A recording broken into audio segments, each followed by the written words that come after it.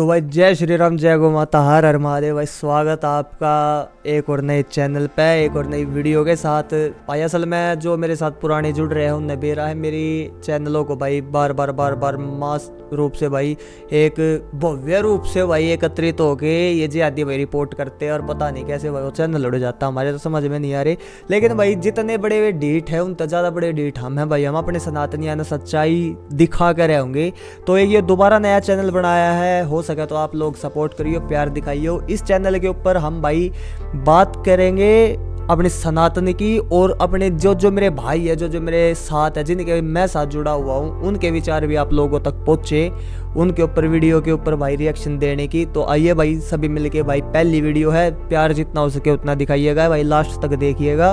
और चैनल पर अगर आए गए हो तो भाई सब्सक्राइब जरूर कर दियो और पूरी वीडियो ने देख कर चाहिए। आइए भाई शुरू करते हैं बिना किसी देरी के, जय श्री राम का नारा लगा के। बोल शंकर भगवान की जय, जय श्री राम। भाई चैनल का नाम है न्यूज़ टैंक। ये हमारे ऋषभ अवस्थी है, मेरे भाई है, उनका चैनल है। तो भाई अगर किसी ने ये चैनल सब्सक्राइब नहीं किया है तो वो जाके जल्दी कर लीजिए, क्योंकि मैं तो अब रिएक्शन वीडियो बना रहा हूँ उसके ऊपर, वो डेली ऐसी सनातन के लिए और हिंदुत्व और एक देश की, ये मान लो देशभक्ति की वीडियो इस पे डालते रहते हैं। तो आप जाके इसको चैनल को सब्सक्राइब कीजिएगा और देखिएगा वीडियो को भाई मेरे से पहले।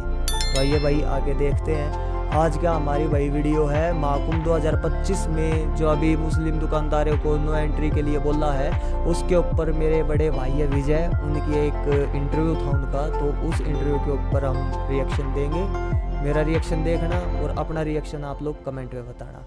तो आइए शुरू करते हैं, जय श्री राम। हमारे कुंभ में तुम दुकान को लगाओगे, तुम गौ मांस खाने वाले, कैसे तुम हमारे महाकुंभ के अंदर दुकानें लगा लोगे? भाई भारत में भगवान ने, प्रभु श्री राम ने एक ऐसा मुख्यमंत्री भेजा है जो भरे मंच से बोल रहा है, आपको समझाने की कोशिश कर रहा है। भाई साहब बटोगे तो कटोगे।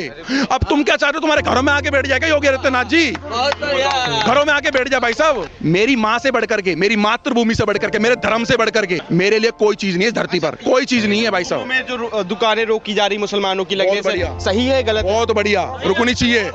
और मैं हाथ जोड़ के विनती कहना चाहता हूँ, भाई साहब अगर आप वहां जाते हो तो आइडेंटिटी करना है कि ये मुसलमान तो नहीं है। महाकुंभ आयोजित हो रहा है जनवरी में, 13 जनवरी से। उससे पहले बवाल शुरू हो गया है। कई संत है, अखाड़ा परिषद ने मांग करी है कि जो महाकुंभ होगा उसमें जो दुकानें लगेंगी उसमें मुसलमानों की दुकानें ना लगे। अब इस पर ऐतराज जताया जा रहा है मुसलमानों द्वारा कि भाई हम क्यों दुकान ना लगाए, हमारा भी काम चलेगा। ये जो भारत है इसमें सब धर्म के लोग रहते हैं। लेकिन जब वो देखो, मैं जय श्री राम, जय गौ माता की, भारत माता की जय। अगर मेरी बात आपको अच्छी लगती हो तो वीडियो यार शेयर जरूर कर देना, अगर समझ आती हो तो, अगर आपके पास फुर्सत हो तो। वैसे हिंदुओं पे कम फुर्सत है, क्योंकि हिंदू ना बहुत मस्त है, अपने ऐशो आराम में, बड़े बड़े बंगलों में, बड़े बड़े एसियों में, कमाने में मस्त है यार। हिंदुओं पे समय कम है। भाई एक बात बताओ, ये कह रहे भाई हम भी उतना ही है जितना आपका है भारत, ठीक है। वैसे मैं नहीं मानता, अगर आप बोलते हो तो आपके हिसाब से होगा, कहीं होगा, कोई आसमानी किताब में लिखा होगा। आप मुझे एक बात बताओ, आप जब कहाँ चले जाते हो जब किसी बच्ची का तुम्हारे ही मजहब का व्यक्ति 35 टुकड़े कर देता है? आप तब कहाँ चले जाते हो जब तुम्हारे ही मजहब का मुसलमान लड़का जब थूक करके और मूत करके पिलाने लगता है? आप तब कहाँ चले जाते हो सुमित गुर्जर से जैसे व्यक्ति को तुम्हारे ही मजहब का मुसलमान लड़का चाकू मार देता है? आप तब कहाँ चले जाते हो जब जिहादी किस्म के बिल्कुल ही लीचड़ जिसे कहते हैं कीचड़ सोच वाले, क्या कहते हैं, मेवात के अंदर हिंदुओं को और हिंदुओं की बहन बेटियों का मांग का संदूर देख करके पत्थर मारते, गोलियां मारते हैं, और हमारे कई भाइयों को वहां पर मार दिया, पुलिसकर्मी को भी मार दिया। आप तब कहाँ चले जाते हो जब कश्मीर में हिंदुओं को मारा जा रहा था? आप तब कहाँ चले जाते हो भजनपुरा, करावल नगर, शास्त्री पारा, इन सब जगहों पर, राम शोभा यात्राओं में, जहांगीरपुरी जैसी जगहों पर 2 टके का अंसार कवाड़ी, वो जिहादी बांग्लादेशी घुसपैठिया आतंकी स्लीपर सेल भारत में है, वो पथराव करवा रहा, गोली चला रहा है। आप तब कहां चले जाते हो? भाई साहब अगर आप दुकान लगाने की बात कर रहे हो तो आप उस टाइम भी तो बात करेंगे भाई मारे मुसलमान समाज के बंदे ने इस तरीके से काम करा है। बताओ ना, एक मुसलमान समाज का एक व्यक्ति है, क्या नाम है उसका, मौलाना रशीदी, क्या कह रहा था कि 9 दिन व्रत रखते हो उसके बाद बलात्कार करते हो, तुम हमारी देवी माँ को बोलोगे और हम चुप बैठे रहेंगे? तब तुम कहां चले जाते हो? जब मौलाना रशीदी ने इस बात को बोला था तो तब तुम कहां चले गए? हमारे कुंभ में तुम दुकान को लगाओगे? तुम गौ मांस खाने वाले कैसे तुम हमारे महाकुंभ के अंदर दुकानें लगा लोगे? भाई इन्होंने क्या सोचा था कि देश में हिंदू शांत बेटा, हिंदू चुप बेटा, तो ये कुछ भी कह लेंगे, कुछ भी कर लेंगे, कुछ नहीं बोलेगा। कह रहे कि भारत में गंगा जमुनी तहजीब चलती है, तो हिंदू मुस्लिम भाईचारा चलता है, तो अगर मुस्लिम भाई अगर वहाँ पे कुंभ में लगा देंगे, दुकान लगाएंगे, तो दिक्कत क्या है? हाँ, गंगा जमुना तहजीब, पांडव नगर की वो 4 साल की बच्ची का बलात्कार एक जिहादी ने करा था, मुसलमान ने है। पीलागढ़ी के अंदर 3.5 साल की बच्ची का जिहादी ने करा था। तब कहाँ गई गंगा जमुना तहजीब? कहाँ गई? आसमानी किताब के पन्नों में दब गई। क्यों नहीं आए तुम वहां पर? एक भी मुसलमान पांडव नगर में नहीं आया और मासूम सी बच्ची का बलात्कार कर दिया। अभी 2 मुसलमानों ने बल्लमगढ़ के अंदर छोटी दिवाली वाले दिन रात शाम को 7:30 बजे 1.5 घंटे तक बलात्कार करा। कहाँ गए? बल्लमगढ़ के आ जाते हैं अगल बगल के मुसलमान। क्यों नहीं आए भाई? तुम्हारे तो मजहब के हैं, तुम्हारे तो मजहब के हैं। और यार हमारे क्या सगे होंगे? अपनी बहन के सगे नहीं है ये। हम उस दिन को अपना सगा मानेंगे जब गौ माता को हम गौ माता मानते, जब गौ माता मानेंगे। तो दिक्कत क्या है अगर मुसलमान दुकान लगाएगा अभी कुंभ में? तो भैया हमें दिक्कत है कि जो हमारे गुरुओं ने सिखाया है, हमारे गुरुओं ने ये सिखाया है कि ये एक हाथ, दोनों हाथ ना तेल के घी के टीन में डाल देना, तिल में डाल देना, उतने बार भी गर्म तवे पे बैठे तब भी यकीन मत करना। हम तो यकीन करते हैं बाबा भीमराव अंबेडकर डॉक्टर साहब पर, जिन्होंने बोला था, इन्होंने किताब भी लिखी है कि ये भैया जब तक इस देश को मत मानना पूरा भारत, जब तक ये सारे नहीं चले जाएंगे और ये कभी भारत के सगे नहीं हो सकते। तो अब बताओ मैं किसको मानूं? मैं क्या ISIS के आतंकवादियों की बात मानूं, ये बाबा भीमराव अंबेडकर साहब की बात मानूं, या अपने गुरु नानक देव जी की बात मानूं? आप बता तो दो मेरे को, किसकी बात मानूं मैं? कई संत इस चीज का समर्थन कर रहे हैं कि महाकुंभ में दुकानें नहीं लगनी चाहिए मुसलमानों की। बिल्कुल नहीं लगनी चाहिए। धीरेन्द्र शास्त्री कह रहे हैं कि हमारे अंगने में तुम्हारा क्या काम है, हमारी भी मदीना में लगनी चाहिए। तो भैया तो मक्का में लगवा दो, मदीना में लगवा दो, निजामुद्दीन में लगा दो, जो क्या कहते हैं अजमेर शरीफ के जो वहां पर फूल बेच रहे हैं वहां लगवा दो, जामा मस्जिद में लगवा दो ना भाई साहब, लगवा दो ना। अगर ये शांति से लगाने दें। आप बताओ इनके इलाके के अंदर अगर इतने भाईचारे वाले होते तो खड्डा कॉलोनी में क्यों हिंदुओं के मकानों पे क्यों ये मकान हमारा बिका हुए, क्यों बिका हुए भाई साहब? है देश को गजवाए हिंद करने की बात कर रहे हैं। सोल्जरों मतलब कि फलाना ढिमकाना हमारा वो क्या कहते हैं, क्या नाम है इनके, जो वो आक्रांता आए हुए थे। पहली बात तो इनको ये मान लेना चाहिए, ये अगर ये 4, 5, 6 पीढ़ी 7 पीढ़ी अगर पीछे जाएंगे तो इनके पूर्वज सनातनी मिलेंगे। ये पिट पिट करके कुट करके और अपनी कटा करके तो इन्होंने इस्लाम कबूल कर लिया। वो महाराणा छत्रपति शिवाजी महाराज, महाराणा प्रताप, बड़े बड़े गुरु जो हुए हमारे सिख धर्म के जो गुरु हुए, अगर वो नहीं लड़ते ना तो तुम भी नहीं बचते। शफीकुर रहमान के बेटे उन्होंने कहा है कि अगर कुंभ में मुसलमानों की दुकानें नहीं लगेंगी तो हम भी दरगाहों पे हिंदुओं की दुकानें नहीं लगने देंगे। भैया हम तो चाहते भैया, पहली बात तो हिंदू की दुकान दरगाह पे मिलेगी नहीं। मैं जामा मस्जिद, मीना बाजार, चाबड़ी बाजार, दरियागंज की साइड में मैं आपसे नहीं कम से कम 13-14 साल से जा रहा हूँ भैया, वहां पर हिंदुओं की दुकानें दिखती नहीं है। नहीं दिखती। ये करते गुंडागर्दी।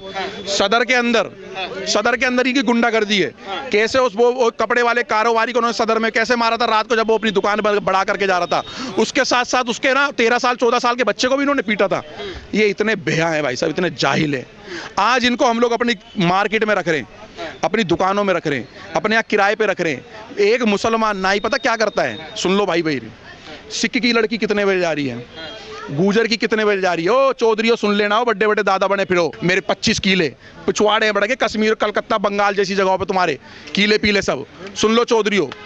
भाई गुजर की लड़की कितने बजे जा रही है, बनिए की कितने बजे जा रही है, दलित की कितने बजे जा रही है, बौद्धिस्ट की कितने बजे जा रही है, भाई साहब जैन की कितने बजे जा रही है, तेली की कितने बजे जा रही है, बनिए की कितने बजे जा रही है, ठाकुर की कितने बजे जा रही है, सारा डाटा देते हैं ये लोग। हकीकत है हमारे साथ भाई। जो एक फेरी वाला जो आता है एकदम से, जैसे मेरे मोहल्ले में एक फेरी वाला आया, जिसकी बात आप कर रहे हो कि जिनकी दुकान हम नहीं लगने देंगे वहां पर कुंभ में, मैं उन्हीं की बात कर रहा हूँ। एक फेरी वाला आता है भाई साहब, कबाड़ा और थोड़ा सा 10 रुपए किलो एक्स्ट्रा कबाड़ा खरीद करके जाता है, लेकिन 3 महीने के बाद वो कबाड़ा मुसलमान वो गायब हो जाता है। उसके बाद वहाँ पर ना 1.5 महीने बाद 1 महीने बाद चोरियाँ चालू हो जाती हैं, लव जिहाद के मैटर चालू हो जाते हैं, और ये चिन्हित कर लेते हैं वो कबाड़ी यहाँ पर एक कमरा खाली है, और वहाँ पर वो भेजते हैं अपने बंदे की, भाई वहाँ जाओ किराए पे रहो। किराए पे रह करके हमने बहुत सारे करे। एक मुसलमान हिंदुओं को कमरा देता ही नहीं था, मैं फरीदाबाद की बता रहा हूँ आपको, देता ही नहीं था वो। 4-5 साल से वो मुसलमान लड़कों को देता था, और कोई भी मुसलमान लड़का 6 महीने से ज़्यादा नहीं रुकता था। 4-5 लड़के आते थे, बढ़िया सी बाइक, बढ़िया सड़िया, बाल कटवा करके चोर कंजरों की तरह एकदम से, जैसे यहाँ पर चप्पल जूते पड़े हुए, टाँट में बाल ही नहीं दिख रहे, ऐसे बाल कटवा करके सरकारी स्कूलों के बाहर घूमना, प्राइवेट स्कूलों के बाहर छुट्टी के बाहर घूमना, लड़कियों को फंसाना, उनके नंबर लेने, ठीक है, और उनका लब जिहाद करना, हिंदू नाम कलावा बांध के टीका लगा करके, और लब जिहाद में उनका ब्रेन वॉश करना, उनको लड़की लेके भाग जाना। इसको लेके कह रहे हैं कि समाजवादी पार्टी है, कांग्रेस के नेता है, ये सब लोग ये कह रहे हैं कि अगर कुंभ में मुसलमानों की दुकानें नहीं लगेंगी, कटेंगे बटेंगे, ये सब क्या हिंदू मुस्लिम को बांटने की राजनीति कर रहे हैं उत्तर प्रदेश में बीजेपी वाले। एक नंबर की बात है, अगर आप भाई बटोगे तो कटोगे। एक बात बताओ, ये मेरा भाई दलित भाई है, ये मेरा जाट भाई है, ये मेरा गुजर भाई है, ये मेरा ठाकुर भाई है, ये मेरा वाल्मीकि भाई है, ये मेरे सिख भाई हैं। अगर भाई हमें भाई शरीर ही तो है, अंगी तो है, हमारे में तो सभी एक ही तो है हम। एक हमारा यार एक पेड़ होता है ना, पेड़ का जो तना होता है ना भाई साहब, उसकी शाखा ही तो है हम, और उसको ये ठेकेदार कुछ आकर के भाई साहब में बांट रहे हैं। एक वो चंद्रशेखर रावण बल्लमगढ़ नहीं पहुंचा, 7 साल की बच्ची का 1.5-2 घंटे तक बलात्कार करा 2 जिहादियों ने, छोटी दिवाली वाले दिन। आप लोगों ने देखा होगा, सबने देखा होगा, सुना है ना भाई बल्लमगढ़ वाली खबर। क्यों नहीं पहुंचा वो ठेकेदार जो कहता जय भीम जय मीम? अरे जय श्री राम जय भीम हम भी बोलते हैं यार, हम भी बाबा भीमराव अम्बेडकर साहब को मानते हैं। हमने तो अपने बाप का नाम नहीं चेंज करा, मेरे आधार कार्ड पे एक ही बाप का नाम लिखा है। अभी भाई साहब ये कर रहे हैं केवल अपनी राजनीति और ये ठेकेदारी, और ये समझने का विषय है। अगर नहीं समझे ना तो शायद तुम तो जी लोगे, तुम्हारे बच्चे भी जी लेंगे, लेकिन तुम्हारे बच्चों को जो कुर्सियों पे बांध के तुम्हारी बच्चों का जब ये बलात्कार करेंगे ना, ये राक्षस, तब तुम्हें पता लगेगा। मेरी माँ से बढ़कर के, मेरी मातृभूमि से बढ़कर के, मेरे धर्म से बढ़कर के, और मेरे बच्चे मेरी परिवार से बढ़कर के मेरे लिए कोई चीज नहीं है इस धरती पर, कोई चीज नहीं है भाई साहब। में जो दुकानें रोकी जा रही मुसलमानों की लगने से, सही है गलत? बहुत बढ़िया, रुकनी चाहिए।